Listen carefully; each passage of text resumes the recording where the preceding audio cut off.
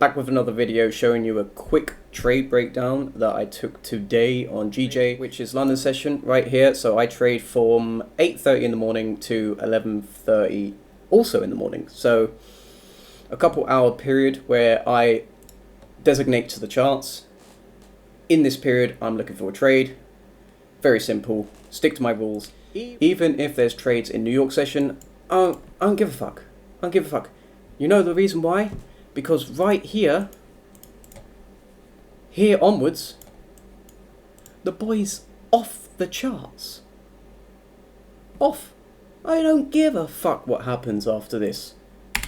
When this candle closes right there, I don't give a fucking monkeys what happens. When this candle closes. Everything afterwards, I don't give a fucking flying shit what happens, right? I hope you get that now.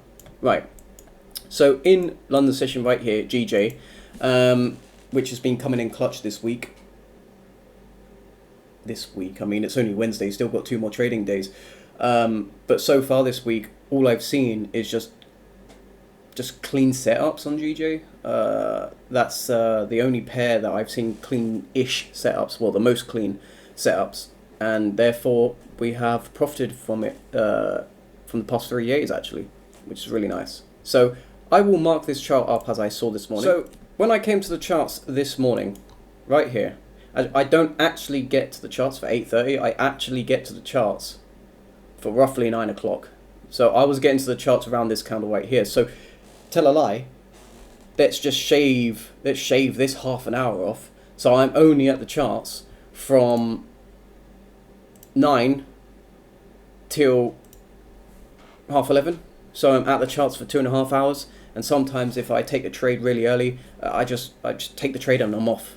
I don't get so yeah, so as I came to the charts, I saw GJ broke structure very nicely on this candle here.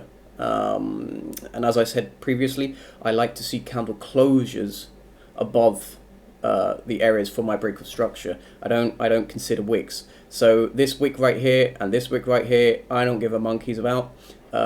It was this candle here that broke and closed above, and it was very, very nice. It had a lot of volume in it, followed by another in volume candle, which was very nice. So as we now know that with the confluence of the 200 moving average as well, turning to the upside, price is trading above the 200 moving average. Now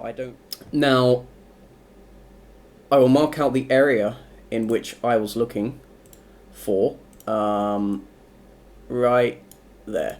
So as we broke structure from this candle here, we left an imbalance in between these 2 candles here. So not only did we break structure, we broke structure with volume, which is the first thing. We left a gap, second thing.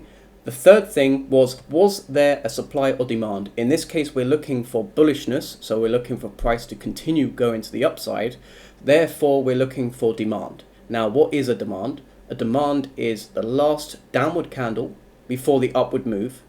And for me, it has to have a gap above it. As I mentioned in my last video, it has to have this gap in between candle number 3 and candle number 1. There has to be a gap, right? Therefore, that makes it high probable for me. I like to see it's very precise. It checks a lot of my rules on my rule list that allows me to take a trade, right? So, as we see, we're coming, and we spent the morning coming back down to try and retest this area that I marked out. Now, a lot of people do take my entry criteria of just taking breaks of the highs, right?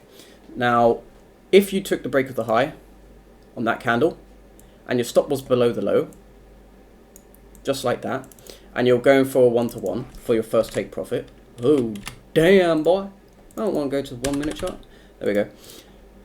You would have got, TP, right?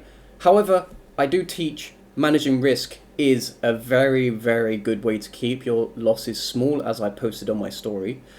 Keeping your losses small and allowing your winners to hit full TP, to be bigger more often than not than your losses, right? And right now I will show you the reason why I managed risk here, and then I allowed myself to get back into the trade. Right, so let me just take this away. Actually, no, let's just move this to the side. So this was my first entry, correct? And this is the reason why I took an L right here, because when I was seeing this break below as all these wicks, I didn't like it because I had my full stop loss down here, right? So in order for me to understand that, what are the probabilities if I get into this trade by breaking it high? I'm looking for bullish structure, right? So bullish structure, which means on a scalping term, I'm looking for highs to be broken and lows to stay intact, right? Higher highs and higher lows, quite literally, on the individual candles. And this is on a 5-minute time frame, remember. So when we got in on this candle, we would have got in on this candle. As I said, the high was here and we broke the high, so our stop was at the low, and our risk, I wouldn't want to see price come below this area again, because therefore we would be considered breaking lows and respecting highs, and that's not what I want to see in a scalping term on an uptrend, right? Therefore I managed risk. So I managed risk around about here. That gave me you know, roughly an 8 pip stop after that. So I managed risk around an 8 pip. Okay, so that was the first trade, and then I understood that, okay, we have our low here. This is our low, so, you know, coinciding with the box, very nice. It never got broken. As you can see, this low here, it never it didn't do anything. It respected the low of this demand zone. It respected the lows of the EMA as well, which is obviously another confluence that you could take into the matter. And once again, we started to break highs. So we start to break highs. We have our stop in the same place, and once again, our first take profit is a what? Oh, damn! That would have been a lot of cheese, a lot of the queso. And yeah, as you can see, so we would have got activated into our buy stop, or whatever you want to do it, or if it break of the high on a execution, blah blah blah, and yeah, straight in one candle to full TP. In one 5-minute candle. And I remember, I think I went to the toilet really quickly, and by the time I came back, I was already out of the trade. That's what I like to see. That's how easy it can be. I was keeping my losses small, and I was allowing my winners to go and hit full TP. Right?